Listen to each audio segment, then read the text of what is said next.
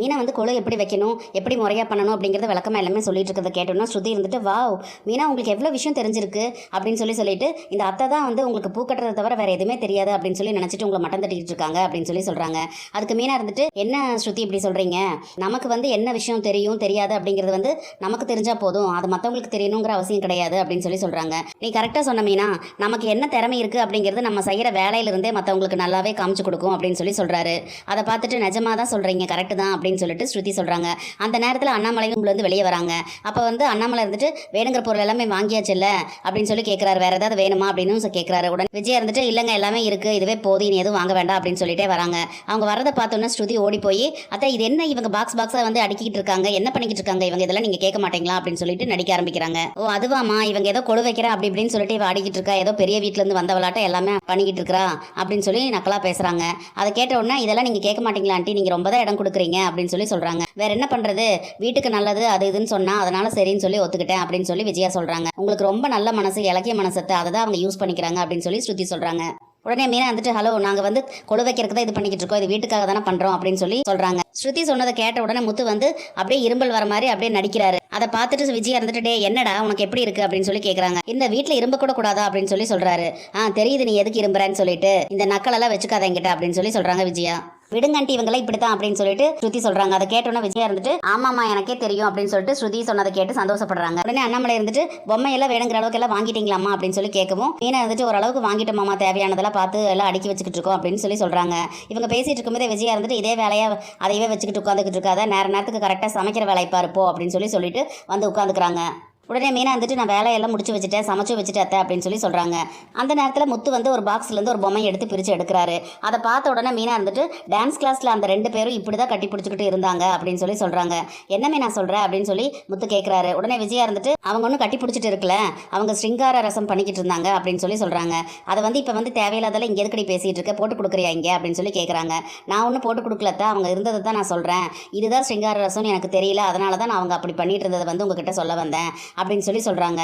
நீ வந்து அவங்க கட்டி பிடிச்சிட்டு இருக்காங்க அப்படின்னு சொன்னேன், அது என்ன சிறுகார ரசம் அப்படின்னு ஒரு ரசம் இருக்குதா என்ன அப்படின்னு முத்து கேட்குறாரு. டேய் அது உளராதரா, உனக்கு தெரியாம, அதுக்கு பேர் ஸ்ருங்கார ரசம், அது பரதத்தில் ஒரு பாவம் அப்படின்னு சொல்லும்போது, அது என்ன பாவமா புண்ணியமா அதெல்லாம் எனக்கு தெரியாது அப்படின்னு சொல்லும்போது, டேய் அது பாவம் இல்லடா பாவம் அப்படின்னு அவங்க சொல்கிறாங்க. அது என்னமோ போங்க. சரி மீனா இப்போ என்ன பிரச்சனை, அவங்க உன்னை திட்டினாங்களா அப்படின்னு கேட்குறாரு.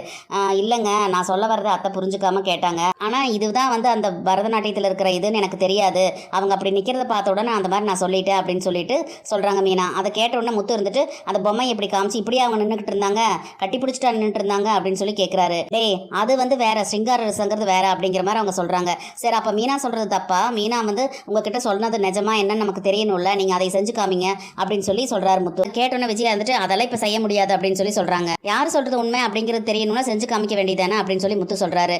அதெல்லாம் உடனே அப்படியெல்லாம் நான் எடுத்தடுப்பில் செய்ய முடியுமா, பரதநாட்டியத்தை பற்றி இவங்களுக்கு என்ன தெரியும், பரதநாட்டியங்கிறது சமையல் செய்யறதும் கார் ஓட்டுறதும் மாதிரியா அப்படின்னு நக்கலா பேசுறாரு மனோஜ். டே ஓடுகாலி ரொம்ப பேசாத, உனக்கு ரொம்ப தெரியுமா, வாய் மூடிட்டு நில்லுடா அப்படின்னு முத்து சொல்றாரு. உடனே ரோஹிணி இருந்துட்டு, அத்தை மாதிரி பரதநாட்டியத்தில் மாஸ்டரா இருக்கிறவங்களுக்கு, அதே மாதிரி கச்சேரி பாட்டு இதெல்லாம் பண்றவங்க எல்லாம் விஷயம் தெரிஞ்சவங்களுக்கு எல்லாம் வந்து அவங்க செய்யற தொழிலை வந்து தப்பு சொன்னா அவங்களுக்கு ரொம்ப கோவம் தானே வரும், அதனாலதான் அத்தை கோவப்பட்டிருக்காங்க, இதுல என்ன இருக்கு, நமக்கு வந்து இந்த விஷயம் தெரியாதுன்னா நம்ம பேசக்கூடாதுல்ல அப்படின்னு சொல்றாங்க. கூட சேர்ந்துட்டு விஜயா, ஆமா பரதத்தை பத்தி இவளுக்கு என்ன தெரியும், எதுக்கு தேவையில்லாம இந்த விஷயத்தை பத்தி பேசுறா அப்படின்னு கேட்கவும், முத்து இருந்துட்டு, உங்களுக்கு பூ கட்டும் போது பூக்கு எத்தனை முடிச்சு போடணும் உங்களுக்கு தெரியுமா அப்படின்னு கேட்கும்போது, அந்த வேண்டாத வேலையெல்லாம் எனக்கு எதுக்குடா அப்படின்னு விஜயா சொல்றாங்க.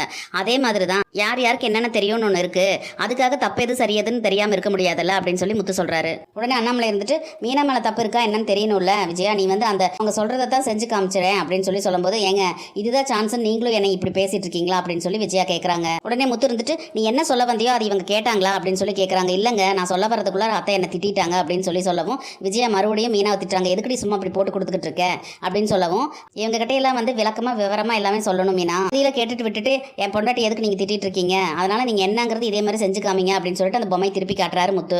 அதை பார்த்தோன்னே விஜயா இருந்துட்டு, இது ஒன்றும் ஸ்ருங்கார ரசம் கிடையாது அப்படின்னு சொல்கிறாங்க. அப்படின்னா அப்போ ஸ்ருங்கார ரசங்கிறது வேற, ஆனால் அந்த பசங்க 2 பேரும் ஸ்ருங்கார ரசம் பண்ணிக்கிட்டு இருந்தேன்னு தானே அவங்க சொன்னாங்க, அப்போ மீனா பார்த்தது இப்படித்தான் சொல்கிறா, அப்படி இருக்கும்போது அவங்க 2 பேரும் கட்டி பிடிச்சிட்டு இருந்தாங்கிறது தானே உண்மை, அப்போ மீனா சொன்னது தானே கரெக்ட் அப்படின்னு சொல்கிறாங்க.